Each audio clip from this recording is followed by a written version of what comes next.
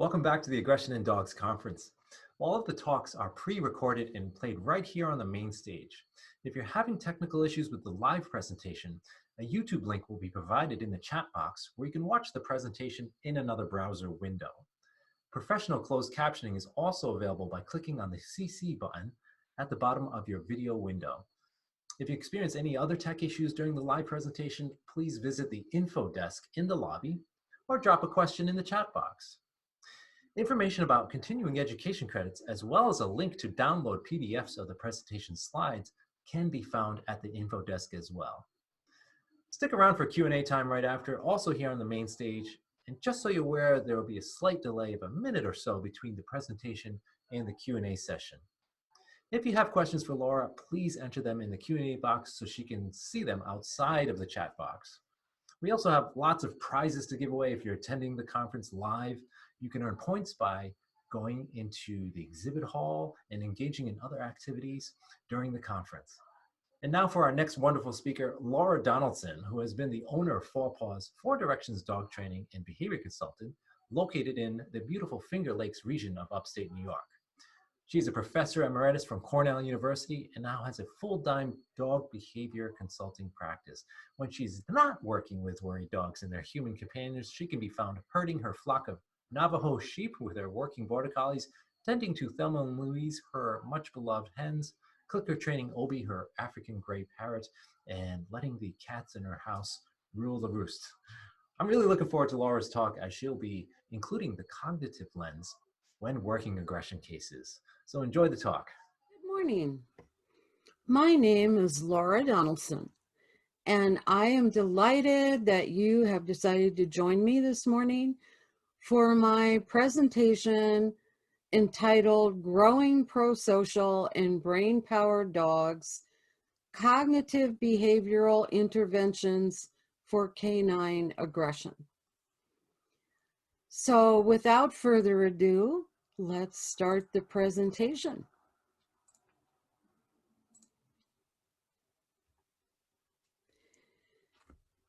The title for this presentation comes from two different programs that I am going to talk about in the process of giving this presentation. One is called the Brain Power Program, and that is a program that was used in Southern California, specifically Los Angeles, elementary school age children, for those who had issues with aggressive behavior. The other program, Growing Prosocial, is a program that was adopted by the Pennsylvania State Department of Corrections for parolees, male parolees, who had issues with aggression, and it was a program geared toward reducing recidivism rates, teaching inmates, parolees, cognitive skills. And so I will be talking more about these as we go along, but I wanted to acknowledge the reference in the very title. So I want to start with a picture that probably looks very familiar to anyone who has ever walked a dog or been on a path where dogs have been walked. And this is a dog who is literally pulling its owner off her feet. Even small dogs can be very, very strong if they're just putting their whole body weight into, in this case, a back clip leash. But I'm sure all of us have seen dogs like this, growling, barking, lunging at every dog they see coming down the path.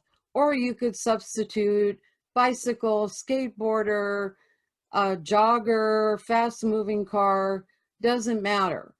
And actually, I just have to say, I love the expression on the poodle here, who's saying, what? What's up? in any case. This is an example of what I call catastrophizing. And this is a term that I'm taking from cognitive psychology. But this picture is a wonderful photographic representation of what you might call catastrophizing. And catastrophizing is a term that I mentioned I've borrowed from cognitive psychology, and it is an extreme form of what is called a cognitive distortion. Cognitive distortions are going to be a very important concept in my presentation today. So I want to make sure that it's really clearly presented to everyone. Catastrophizing is an extreme example of a cognitive distortion. And catastrophizing happens when a subject habitually fixates on the most negative consequences imaginable for a particular experience. This quote is from Aaron Beck, who was a psychiatrist, a research psychiatrist at University of Pennsylvania, and who actually founded the field of cognitive therapy. If he is taking an automobile trip, he dwells on the possibility the automobile may crash and he will be killed. If he takes an examination, he thinks he will fail. If he expects to be in a crowd of people, he anticipates losing control of himself and either fainting or screaming insanely. He assumes that a situation in which there is some possibility of harm constitutes a real, highly probable danger. Well, before we go any further, I really want to define cognition. Cognition is information processing. That is a pretty broad definition. It's one that I take from Sarah Shuttleworth, who's probably the preeminent theorist of comparative animal cognition. She describes it as an array of mechanisms by which animals acquire, process, store, and act on input. Input is information from the environment. These include perception, learning, memory, and decision making. And in my presentation, we're going to spend a fair amount of time on this last one, decision making, because I view that as really critical in interventions for canine aggression. So cognitive distortions are distortions of this information gathering process. And indeed, it describes how a subject habitually misinterprets environmental information. And then they use this faulty information to make bad decisions about their behavior. Describes many, many, many dogs with aggression issues that I have worked with. Cognitive distortions like catastrophizing are the product of active thought processes, often resulting in negative, biased interpretations of experiences, the world, the future, relationships, and oneself. Of course, that is directed toward humans. And actually, I have often described this tendency in dogs as doing really bad risk assessment. That's how I often describe it to clients. A dog is doing really bad risk assessment because they are interpreting every stimulus as dangerous and threatening, even when this was demonstrably false. And I would say that little poodle in the original picture doing nothing that we can see to elicit the exaggerated, aggressive, lunging, barking, growling behavior. That is what is happening in this encounter between this Pharaoh hound and the little Jack Russell Terrier. The Pharaoh hound is definitely not considering other more benign outcomes of this encounter.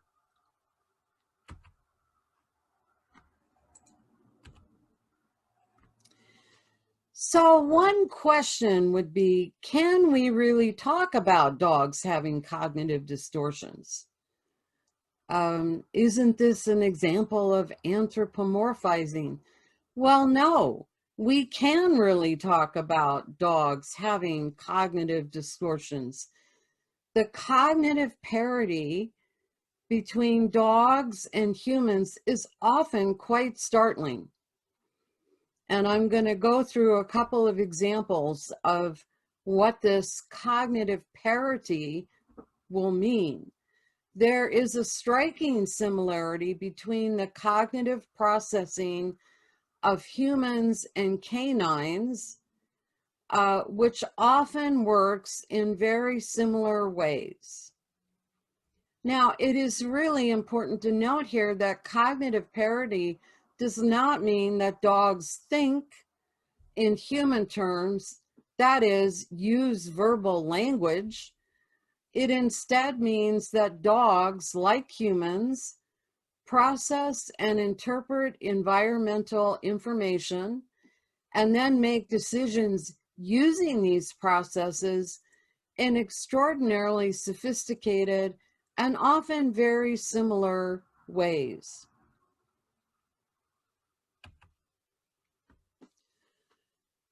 Cognitive parity has been documented.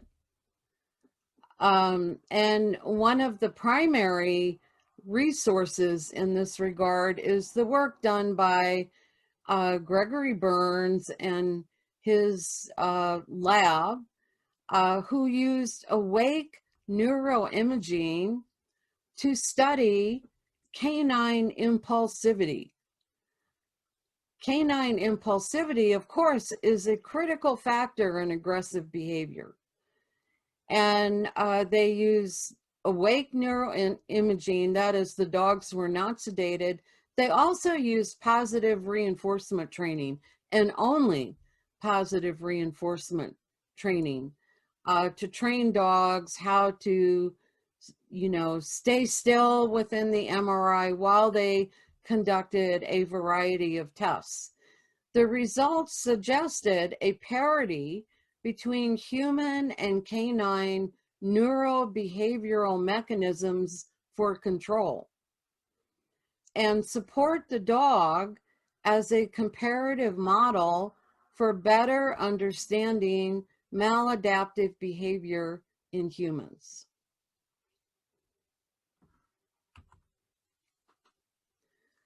Another example of cognitive parity is the way both humans and dogs use social referencing.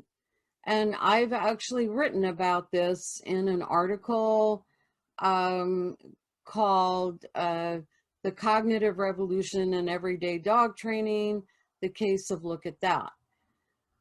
Because dogs do have a unique ability to use what is called social referencing. And I say unique because both evolution and experience have proven that wolves can't. Wolves cannot use this cognitive process. Only Canis familiaris, domesticated dogs, certain species of primates, not all primates, and human infants can use this process. Social referencing is a paradigm that is transplanted from the literature of psychosocial development of infants. And in this literature, the term social referencing describes the process by which infants use the emotional, vocal, and facial displays of an adult to guide their behavior toward environmental objects, persons, or situations. Now, this is also something dogs do. The process in an infant is that the infant looks back and forth between the stimulus of concern and the informant. That is, they look at the object, the thing, then they look at the adult from whom they are taking the cues. Next, the infant changes her behavior toward the concerning stimulus according to however the informant is reacting. If the informant is frightened, chances are the infant will become frightened as well. If the informant is confident and around the stimulus, chances are the infant will be confident as well. Well, like humans, dogs use social referencing to process environmental information and make decisions about how to respond to a particular stimulus. And this is what I talk about in much more detail in this article, The Cognitive Revolution in Everyday Dog Training. And that is an article you can go to my website and download for free.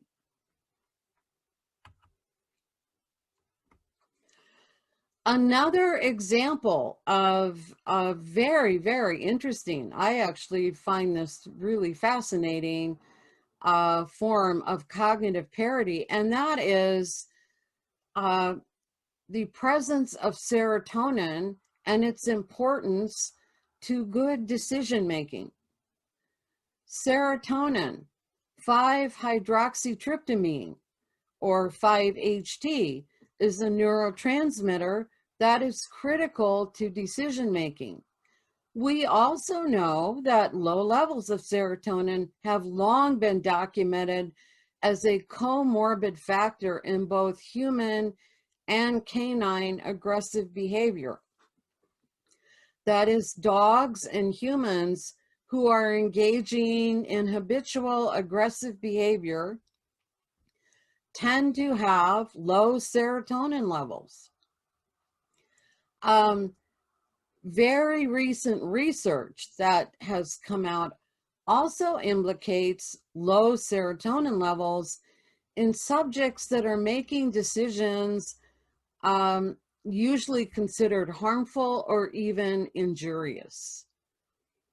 So, although there's much more to be said about this and much more research obviously needs to be done, it is highly likely that skewed decision-making processes like cognitive distortion, low serotonin levels, and aggressive behavior are intertwined. And they are intertwined both cognitively and neurobiologically for both dogs and humans. Really interesting form of cognitive and neurobiological parity in dogs and humans.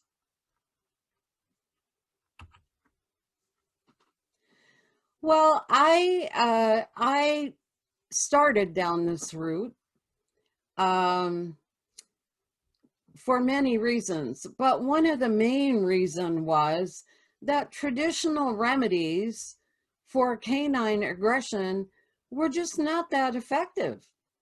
And I say this as someone who has worked with several thousand dogs by now, having aggression issues, but also as someone who lived with 2 aggressive dogs for over 10 years. And these were dogs that really wanted to hurt each other.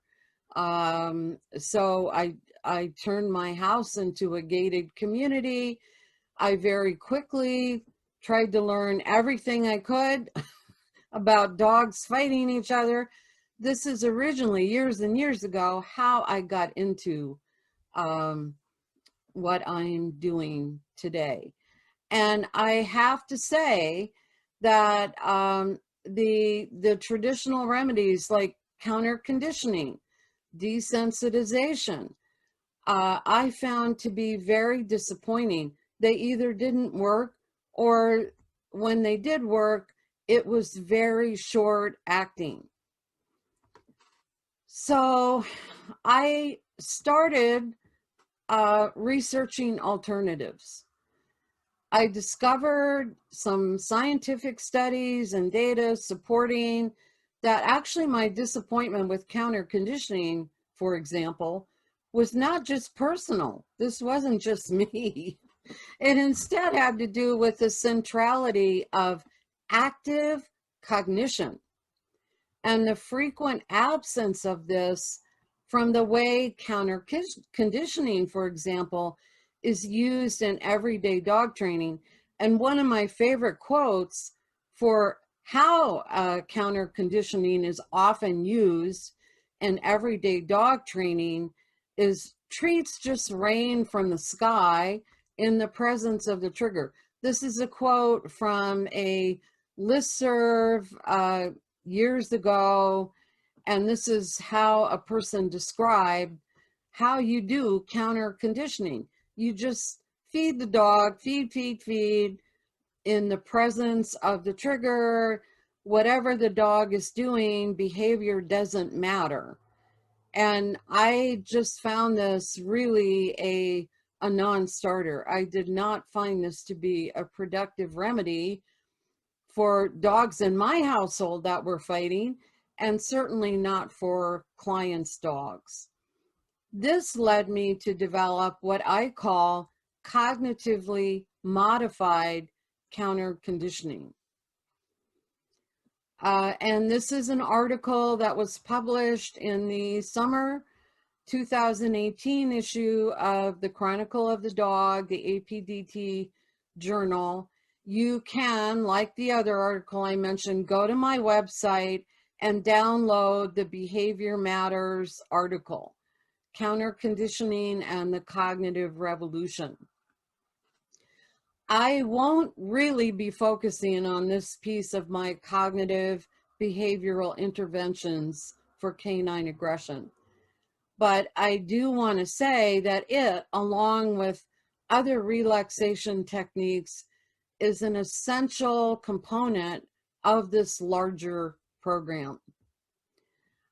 So the issues I had, particularly with counter conditioning, but also to a certain extent with desensitization, led me to start thinking outside the box. And in this case, I wasn't thinking outside just any box. I was thinking outside the Skinnerian box. That is B.F. Skinner's operant conditioning chamber. Thinking outside of Skinner's operant behavior box was the impetus for creating my larger cognitive behavioral interventions for canine aggression program. Now, I want to say, I am not trying to erase or demolish Skinner's box. Not trying to do that. I am only trying to think outside of it. So thinking outside of a box means the box is still there. It's just I am occupying a different place in relation to it, and it is a place that I have found to be much more productive than certain forms and strategies of, for example, traditional desensitization counter conditioning. So this is a critical insight, and I'm probably going to spend the rest of the presentation explaining why this is true. A major reason why traditional remedies like desensitization, counter conditioning for aggressive behavior in dogs fail is because they too often neglect to incorporate the cognitive as an explicit and critical determinant. And I go into this much more in depth in my Behavior Matters Counter Conditioning and the Cognitive Revolution article. Because actually, we need to expand our definition of aggressive behavior and look beyond behaviorism for remedies. The cognitive processing of social cues in the environment is a major factor in producing both human and canine aggressive behavior. So let me say that again. The cognitive processing of social cues in the environment is a major factor in producing both human and canine aggressive behavior.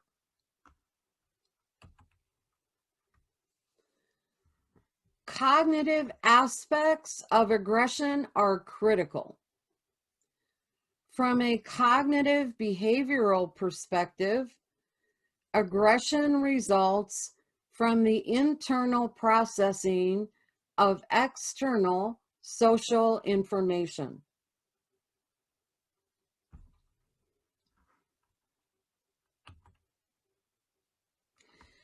So, what is aggression? I want to run by my pretty functional definition before we get into a deeper discussion of aggression and cognition. And I have always taken a functional view of aggressive behavior. It is a normal behavior in dogs. Every dog on the planet is hardwired to use aggressive behavior in certain circumstances.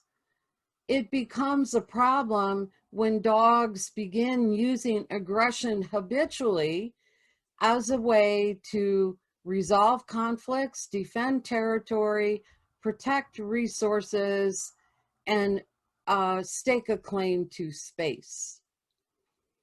So I really like the definition provided by Jim Crosby, and I hope you got to see his presentation. And Jim describes aggression as a cluster of behaviors that occur in certain situations, and all of them involve a dog responding to a perceived threat. Aggression is not a character flaw. It is not a disease requiring a cure. It is a response to a certain contextual threat. And this is why the cognitive processing of social cues is so important in any consideration of canine aggression. So clusters of behaviors that involve growling, tooth displays, muzzle punching, snarling, air snapping, barking and lunging, biting without and with varying degrees of injury. Now, of course, one huge problem with this term aggression is that most people use it monolithically. That is, it is a noun. It's a single noun that often misleads people into believing that aggression is a stable behavior and it is a lump sum behavior that is the same for every subject, whether they're human or canine, who uses this behavior. And actually, nothing could be further from the truth. So, although given our language, it is hard not to use the term aggression, I really try to make it as specific as possible. The other thing that I really want to say before we go much further, and honestly, this whole conference is a testament to this, aggressive behavior needs multiple forms of intervention. Aggressive behavior needs multiple forms of intervention. Aggression in both humans and dogs is a behavior subject to multiple determinants, and no single intervention should be considered a panacea. I cannot endorse that sentiment enough. Multiple determinants and no single intervention should be considered a panacea.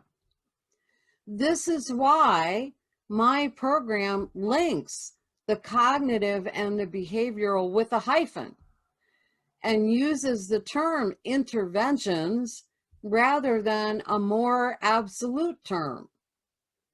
I really see it as one among several interventions, remedies that actually could be very effective.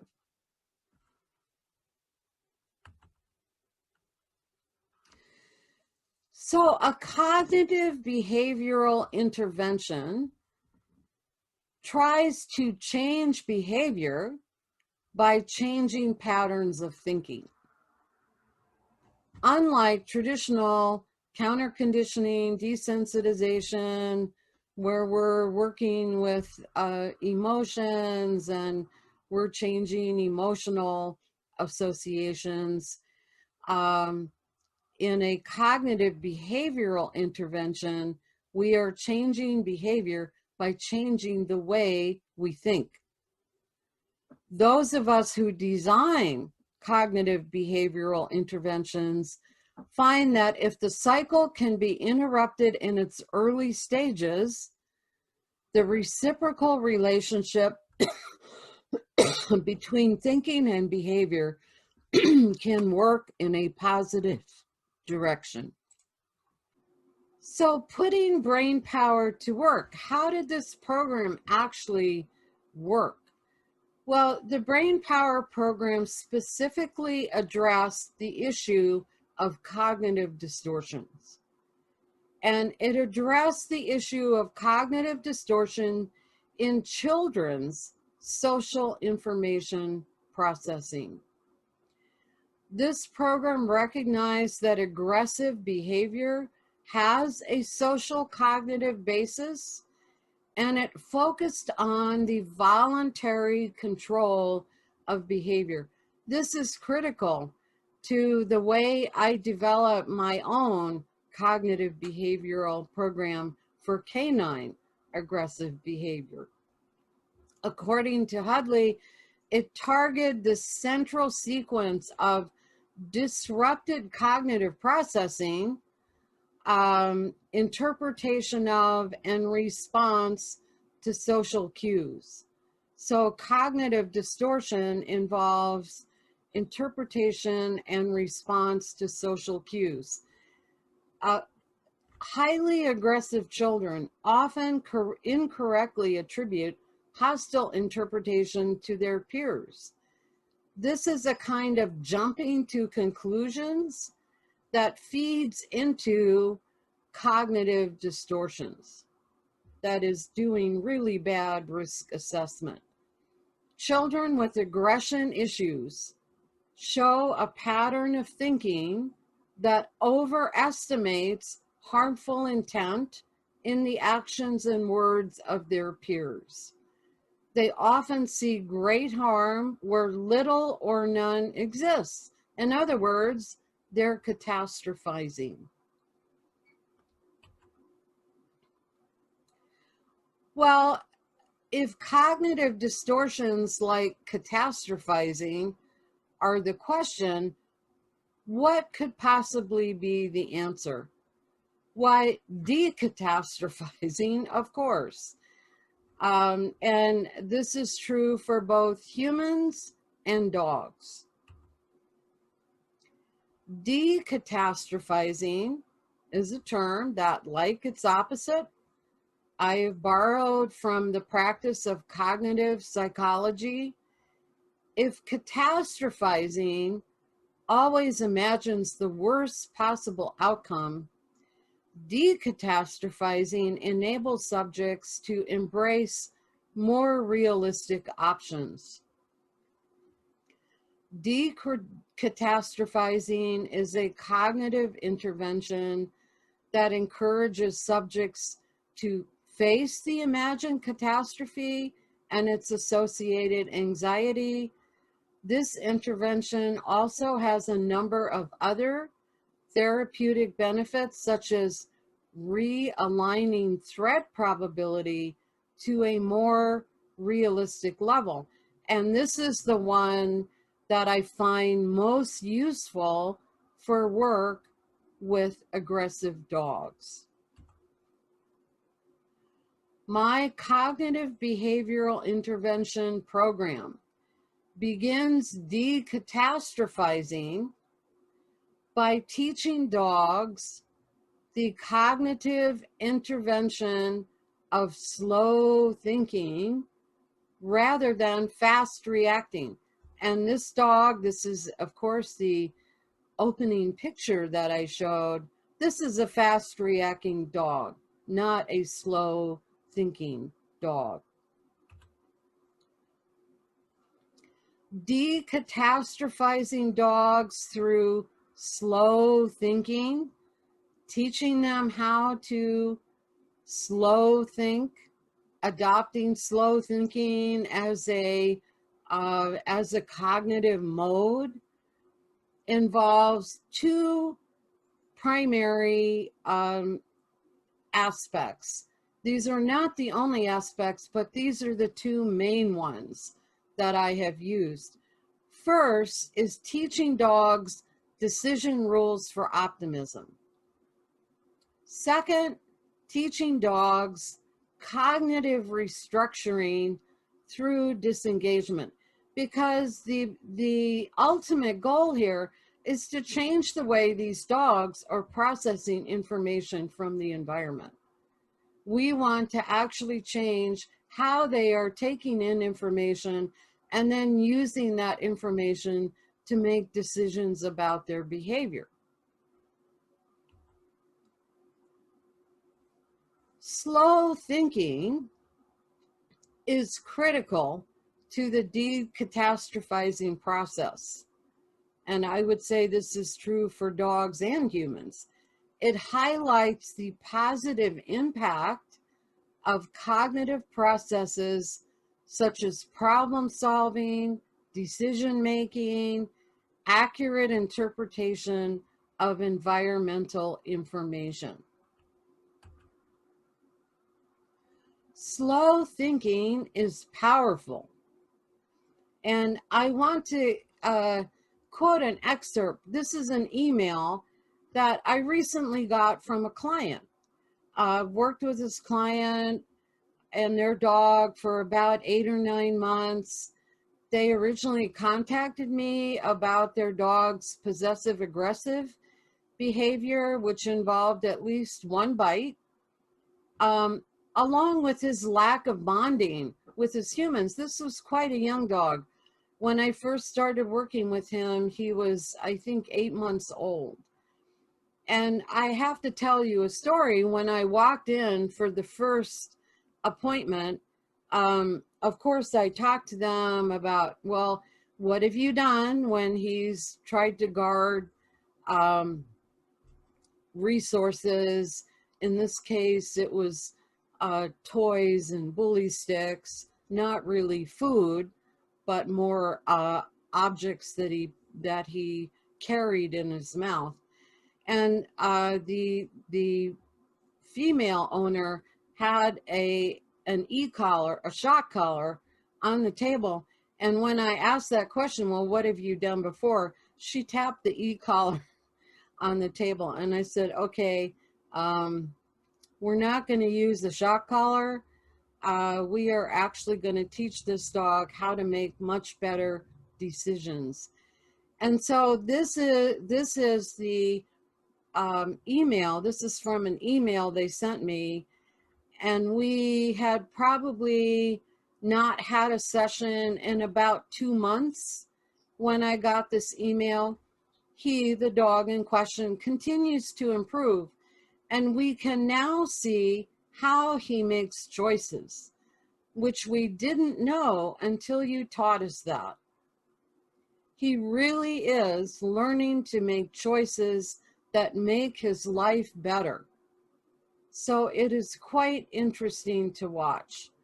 I was thrilled to get this email, and this actually describes exactly what my CBI program is attempting to do.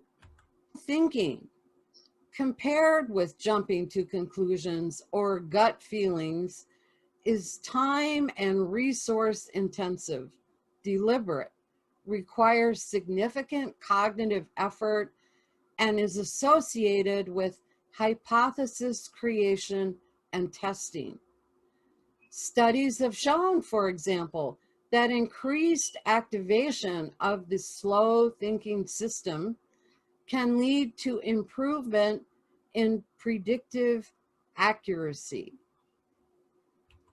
And in this regard, very interesting study looked at improving the diagnostic accuracy of emergency room physicians by introducing training in slow thinking to their decision-making protocols. Now we know that ER physicians often have to jump to medical and treatment conclusions.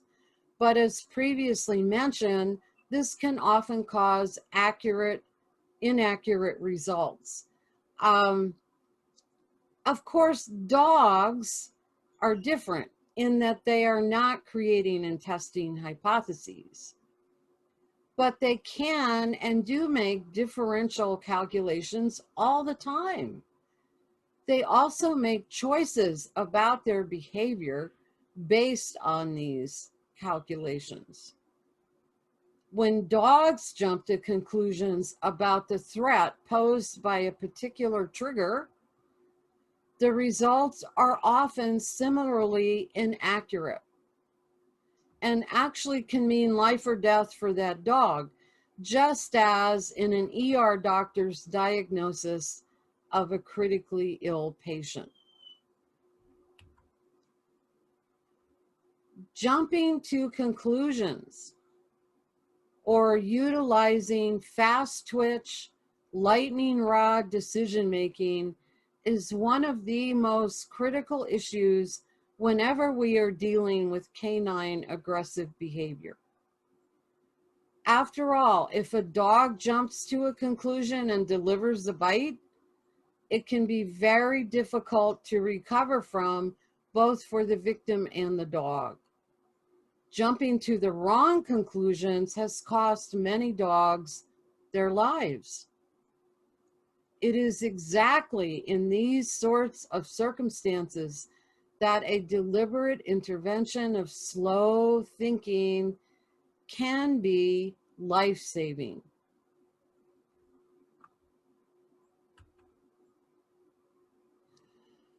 So one of the best ways for dogs to learn slow thinking is by teaching them what are called decision rules for optimism. Now, decision rules for optimism is an important part of the Brain Power program. So let me just describe briefly how this program for children uses it, and then I will talk about how I have adapted this for dogs.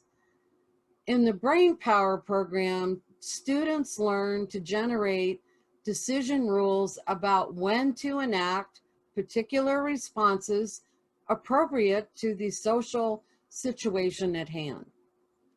It teaches children to develop response patterns that are consistent with more benign or optimistic attributions to other social actors. Such as, if a student brushes me in the cafeteria line, it doesn't mean he's trying to trip me up. It means it's just an accident. Internalizing more adaptive decision rules makes it more likely that students will retain these new and more benign cognitive processing skills and then generalize them beyond the intervention group setting. That is, learn to actually use them in real life. Well, what are decision rules? Decision rules stipulate courses of action for specific conditions. They often follow an if-then pattern, whereby actions depend on certain conditions or observations. Like if it's raining, then I bring an umbrella. Decision rules associate an informational state with an observable behavior. If this, then I do that. Here's a very frequent example in the elementary school setting. If someone shoves me in the cafeteria line, then I will interpret it as an accident rather than punch that person out. If I, a dog, see another dog, then I will look at the other dog calmly and reorient to my human instead of lunging and barking at the other dog or even trying to attack it before it attacks me. So just a little about optimism, because definitely what it does not mean is false positive happy. Optimism here does not mean that a dog or an elementary school child in the Brain Power program is always happy. No, of course not. It means instead that when confronted with a new and ambiguous stimulus, such as another dog being walked on leash or a student brushing me as I'm standing in the lunch line in the cafeteria, the subject does not immediately assume that the new and ambiguous stimulus is dangerous or trying to hurt them. You can change, develop, and grow optimism very easily. And you can improve your dog's overall confidence in everyday life situations. This is a key concept that is very important to understand. This is from Tom Mitchell, Lauren Langman, Absolute Dogs. Decision rules for optimism absolutely changes, develops, and grows optimism intentionally. So how do I teach this? Well, I want to take one method that I use, which is playing an interactive game called the paper plate game. This is a pattern game from Control Unleashed, and show you several different examples of using it with dogs who have all struggled with aggressive behavior in one form or another. Two of the dogs that you're going to see, Quincy and Moxon, have bite histories, while Fiona lunges and barks at most of the unfamiliar stimuli that she encounters. So this is a way you could teach your dog decision rules for optimism. So I want to start with a video. This is a video from one of my in-person Control Unleashed classes showing a dog learning enhanced decision rules for optimism. And this is a game that is completely voluntary. The dog's default actions here are crucial, and they are what motivate the game. Decision rules for optimism in the paper plate game means that the dog decides to ignore the dog on the other side of the barrier, right here, with the covering partially removed for the very first time. So you can't see it, but right here, we had the cover partially removed. This is Quincy, a 3-year-old border collie who had a bite history, extremely reactive to other dogs. 8 months before this, Quincy could never have done this behavior. By this time, I had been working with this team for about 2 years. And instead of fixating on the dog that he can now see, because the barrier cloth has been removed, Quincy decides to reorient to his human, which activates movement to the next paper plate and release of the food reward. So let's just watch this video.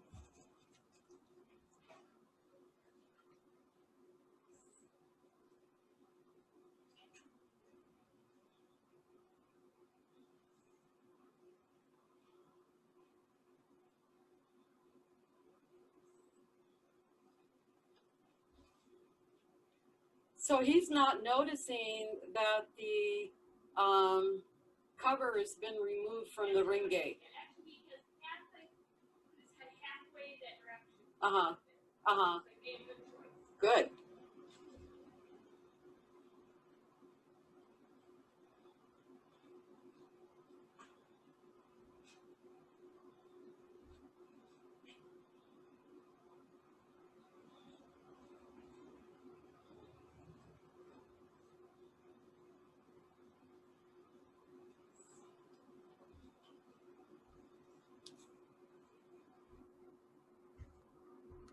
So you see the gist of this game.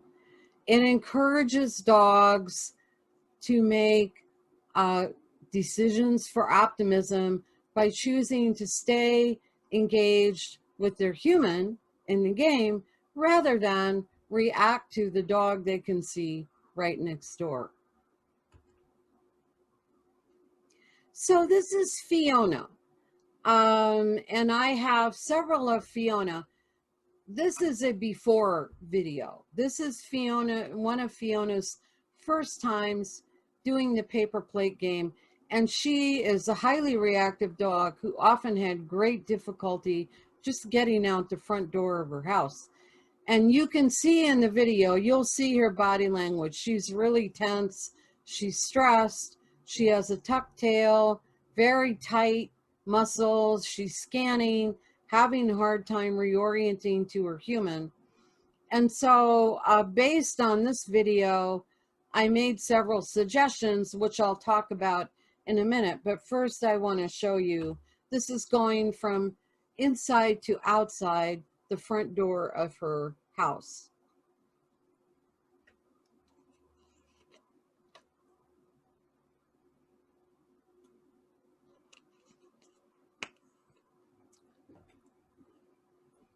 Lots of scanning, very slow movement, tuck tail, what's out there?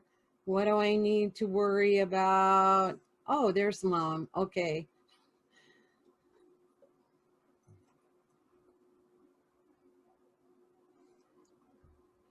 So I made several suggestions based on what I saw here.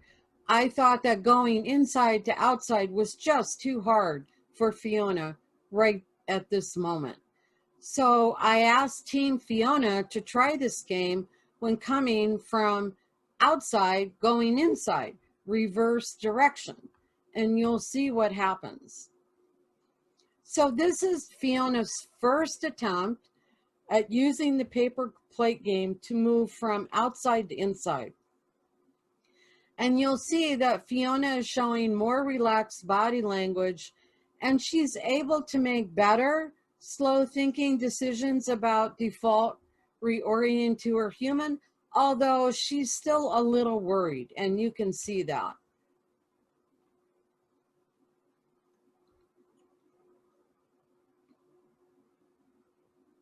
So the tail isn't quite as tucked, but it's not exactly happy either. It's pretty stiff, not moving. So she's very cautious at this point.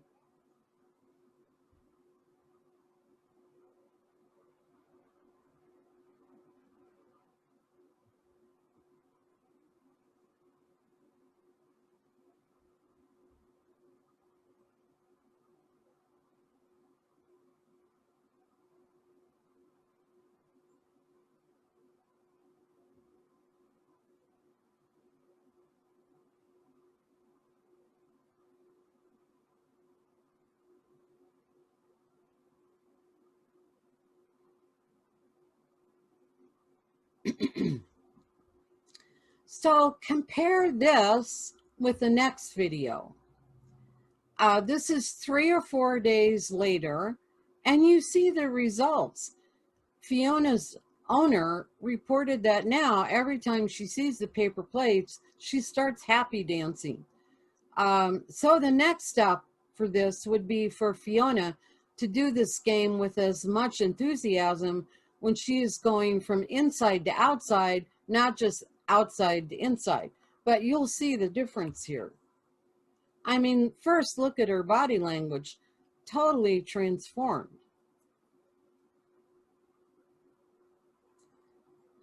Fast reorienting to her human, she's not scanning, much looser musculature. She's saying, oh, I love the paper plates. You have to if you want to see it.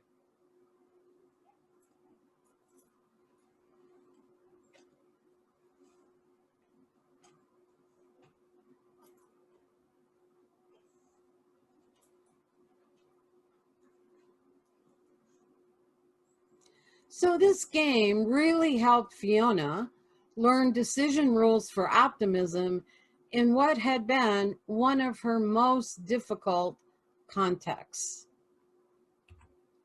Now, the next video that I'm going to show you was taken in June when lockdown was still in full force, at least here in New York State.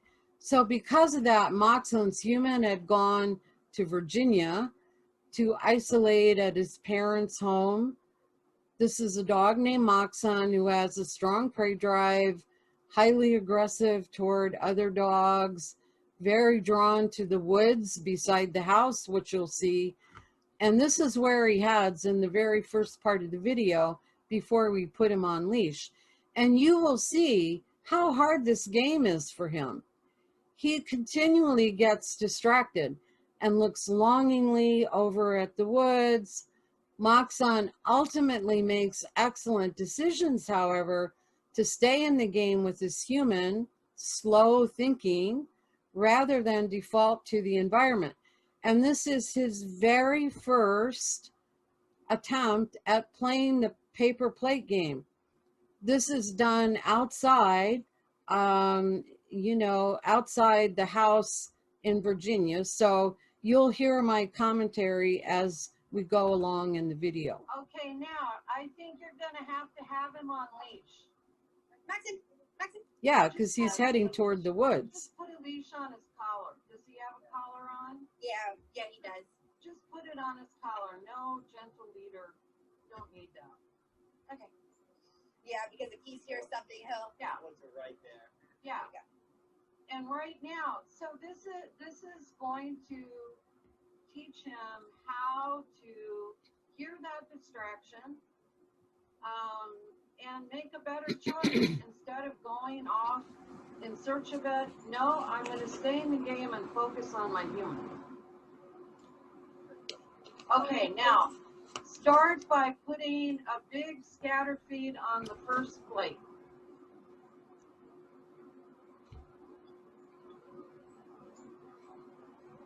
Should have kept my shoes on.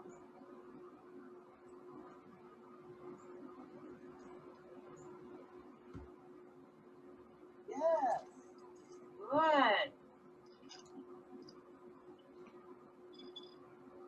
Maybe do like one or two. Yeah.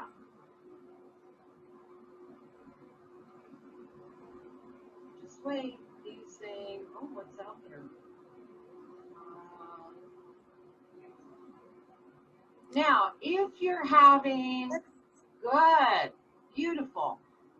If you're having trouble with him becoming distracted or alerting to different stimuli, move the plates closer together. Yes. Okay. He's taking a couple of seconds because, like, he's smelling the grass, smelling around, but he is reorienting. Yes. This is awesome because this is hard for him. This is not an easy task. Yes. Good. Beautiful.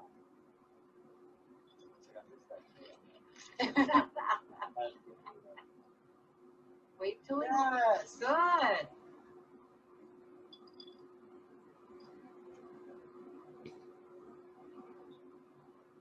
Yeah.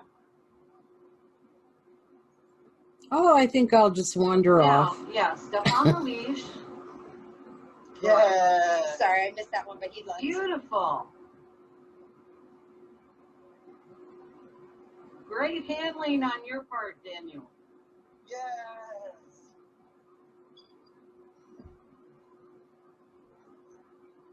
Yes.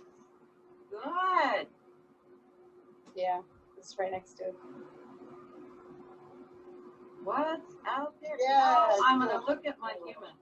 That was fabulous. Good, like over time, if we go closer to the woods, because that's where he gets really excited Exactly. about. Yes. Now you're thinking. Yes. And that's exactly how I use this game. Yes. To enable dogs to learn alternate behaviors in the midst of the things that previously distracted them. Yeah. That one was on.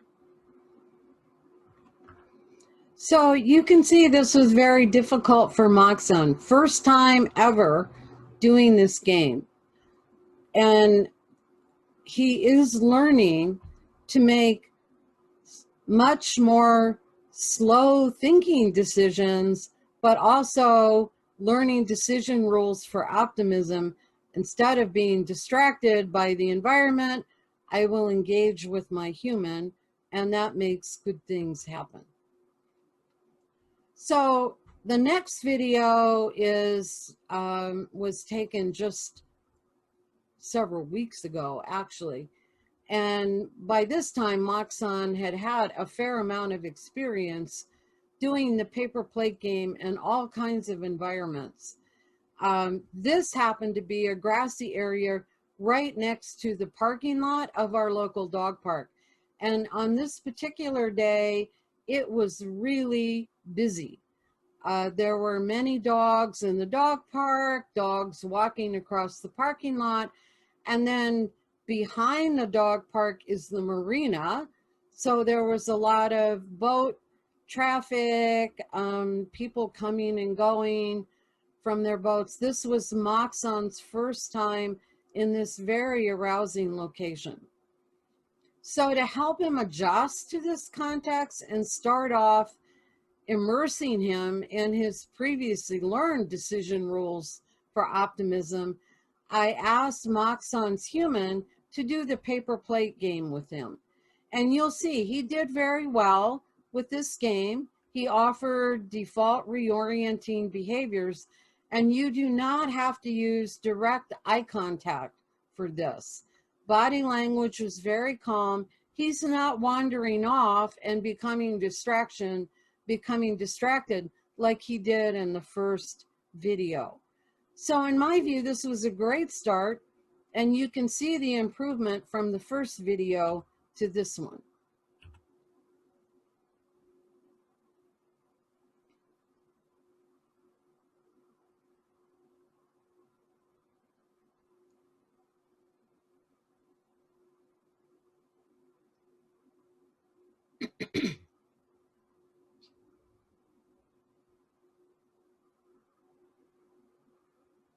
Actually, those are white plastic lids, not paper plates, but you get the idea.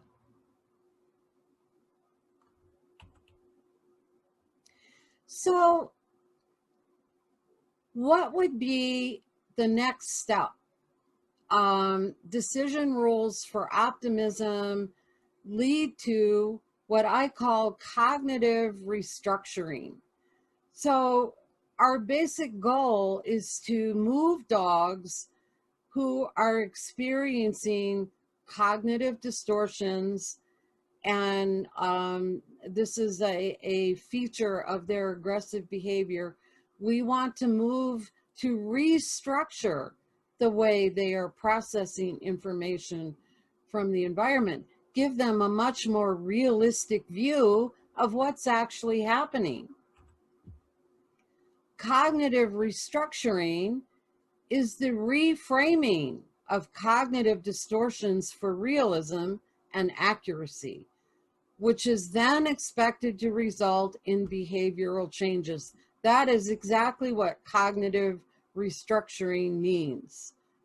Reframing of cognitive distortions for realism and accuracy, which in turn leads to behavior change. Changing thinking, changing behavior.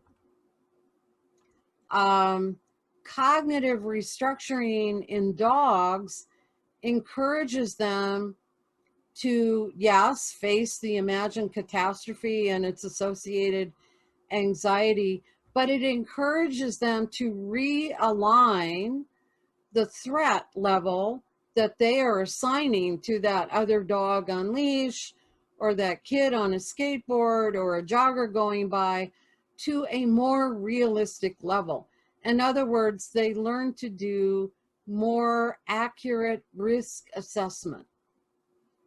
It enables dogs to realign the threat probability of their encounters by literally teaching them to look calmly at and then look away from their triggers.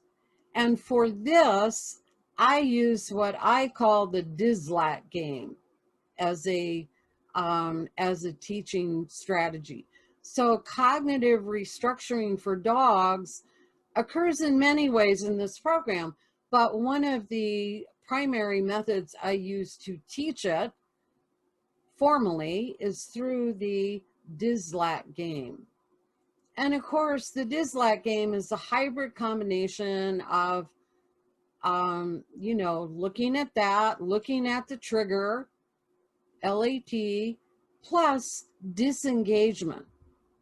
Looking at the trigger, disengagement, with more emphasis on looking away from the trigger than looking at it. So this is a quote that I made in the Behavior Matters article, the Counter Conditioning and the Cognitive Revolution.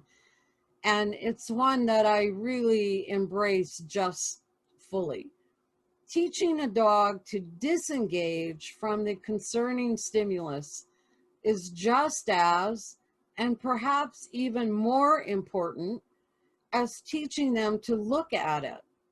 Dogs literally learn how to turn away from the triggers in front of them.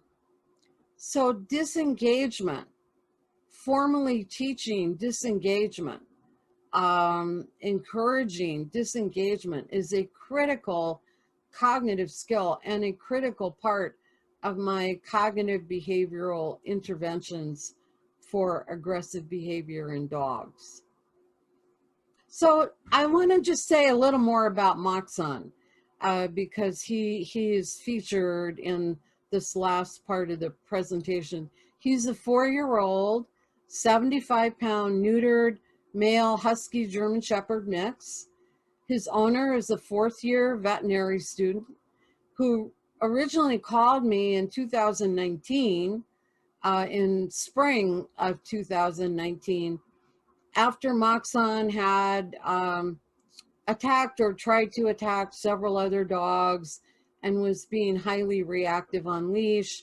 Unfortunately, the owner left for the summer before we could arrange an evaluation.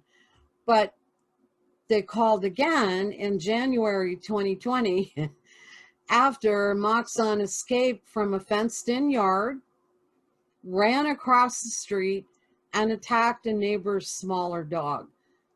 Moxon's owner stated that if they hadn't been able to drag Moxon off the other dog, he believed he would have killed it. Moxon was actually delivering a kill shake when his owner got to him. So this is a dog who had an interesting, you might say dissonant personality, although in dogs this is not uncommon. He was fabulous with people. He was sweet, not an iota of aggressive behavior. He just loved people, very calm, but around other dogs and also prey animals, he had a very potent combination of fear, stress, anxiety, territorial behavior, and prey drive. So this is take one of Moxon doing the Dizlat game. The Dizlat game teaches dogs that looking away from, that is disengaging from a trigger, makes great things happen. We know that most dogs are all too good at looking. In fact, they become fixated when visually engaged with the scary stimulus. And that fixation, the inability to look away, raises arousal levels, makes it very difficult for them to stay calm under threshold. The Dizlat game teaches dogs proactive disengagement from triggers by incorporating a system of what I call layered rewards. In this case, it includes fast movement and distance from the triggers. Those are simultaneous, plus a big scatter feed of highly valuable food at the end. Fast movement away from the trigger to a distance of probably at least 5 feet, and then a scatter feed using very high value treats at the end of the movement away. So you've got movement, distance, food reward. Those are 3 layered, a layered system of rewards. So this is one of Moxon's first attempts at doing the Dizlat game. So let me just explain. We toss a treat over the dog's head, and then we do nothing. We do nothing. You become an immovable object. So you give the dog a certain amount of play on the leash, and then you stop moving. But we are not putting any pressure on the dog. We're not pulling him. We're not restraining him. We are just not moving. So there we go. Throws the treat. And Moxon is a thinker. So you will see him. He's thinking, wow, I really want that treat. What do I need to do?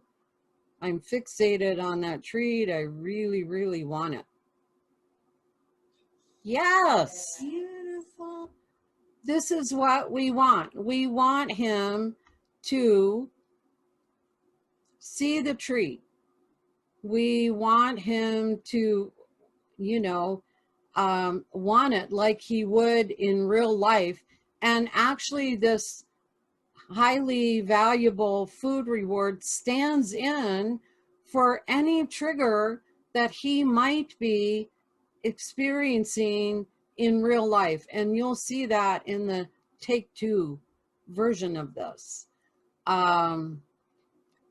So by the time we did this video, which was actually just recently, Moxon had lots of practice in doing the Dizlat game inside, no distractions, and then outside in a low distraction environment, and then in different environments around the farm in Virginia.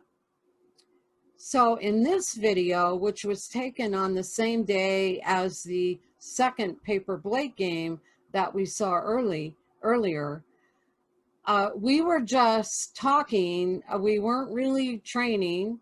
We were just talking when suddenly a person walking a small dog on leash crossed in front of us on this grassy knoll. So I just advocate turning everything into a learning opportunity.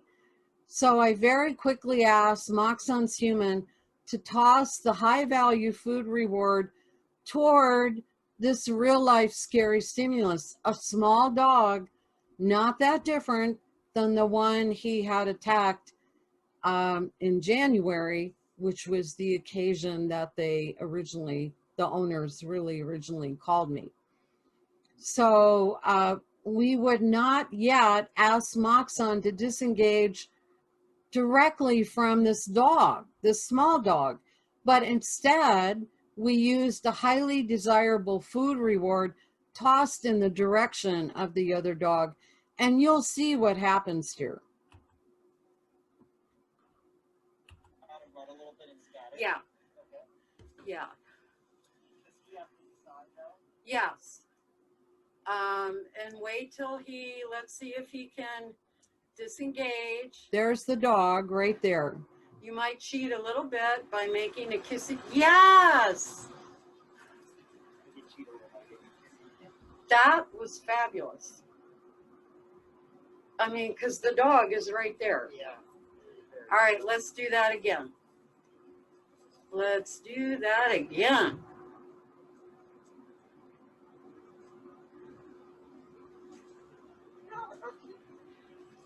Good. Yeah. Okay. So I want to say a little bit more about this video, which actually this was a huge breakthrough for this dog. You're watching it happen, even as I watched it happen. First is, this is very, very close for what had been Moxon's most arousing triggers. And that is a dog on leash, but especially a small dog on leash. So he is able to disengage. He looks, no doubt that he's looking, oh, that's a dog, huh? Well, I think I'm going to look away, disengage from it, because that causes fabulous things to happen. And then we do it again. And one thing that I did not put in the write-up here is that Moxon had also been practicing Denise Fenzi's method of circle walking. And that is what you see in the second, I'll show it again in a minute. That is what you see in the second turn away from this dog. Moxon is practicing, he is now internalized circle walking and is using circling away from a stimulus as a means of slow thinking. And also a decision rule for optimism. I would say that the cognitive restructuring of his his relationship to the environment is now well along. So let's just look at this briefly again. Yes. And wait till let's see if he can disengage. You might cheat a little bit by making a kissy. Yes. And you see the leash was loose there. Now watch the second time. Fabulous. As actually Moxon volunteers, the dog is right there, circling away. All right, let's do that again. He's volunteering. Let's do that again. To circle away. Right there. Right there. Good. That's exactly what that is. Yes. So I have to say, that last video did make me cry, and I cried actually right when it was happening, and I'm pretty sure Moxon's human shed some tears as well, because this was a real breakthrough moment that showed the depth of this dog's cognitive restructuring. Did this mean that all of his aggression issues were resolved? Of course not. No. We are continuing Moxon's training and strictly managing him on walks, as well as whenever he is around other dogs. However, his cognitive behavioral interventions program has given him some critical tools that make it much more likely he will be able to lead some semblance of a normal, high quality life with the humans that he loves so much. So these are the moments that make everything we're doing worthwhile. Thank you for listening. And I understand we're going to have a live question and answer session. So I'm going to end the share, and I will be talking to you in person momentarily.